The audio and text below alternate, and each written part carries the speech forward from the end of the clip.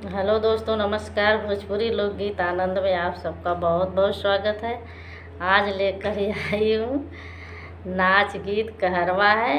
आप लोग को वीडियो कैसा लगा कमेंट में ज़रूर बताएं। सखी मेलावा में हो, सखी मेलावा में पिया मोर हेराई गइलै, जिया मोर डेरा गइलै हो। सखी मेलावा में हो, सखी मेलावा में पिया मोर हेरा गइलै, जिया मोर डेरा गइलै हो। ससुर पूछै लागै बात, देई कावा ना जवाब। ससुर पूछै लागे बात, देई कावा ना जवाब। सैया सावतिन के हो, सैया सावती के लेके भय फरार हो, कि जिया मोर डेराई गइलै ना।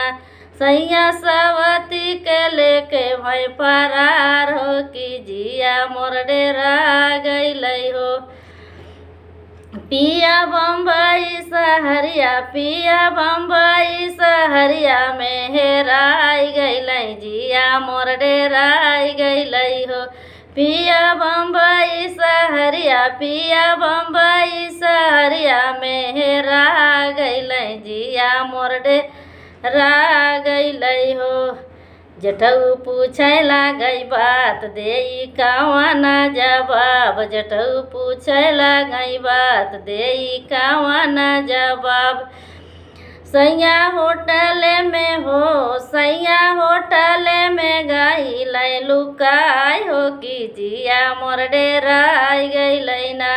सैया होटल में गइलै लुकाई हो, कि जिया मोर डेरा गइलै ना। सखी जौनपुर में हो, सखी जौनपुर में सैया मोर हेरा गइलै, जिया मोर डेरा गइलै हो।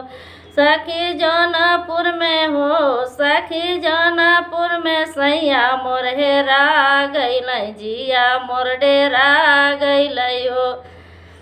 सखी कचहरिया में हो, कचहरिया में सैया सेनुर दान करै, जिया मोर डेराई गइलै हो। सखी कचहरिया में हो, कचहरिया में पिया सेनुर दान करै, जिया मोर डेराई गइलै हो।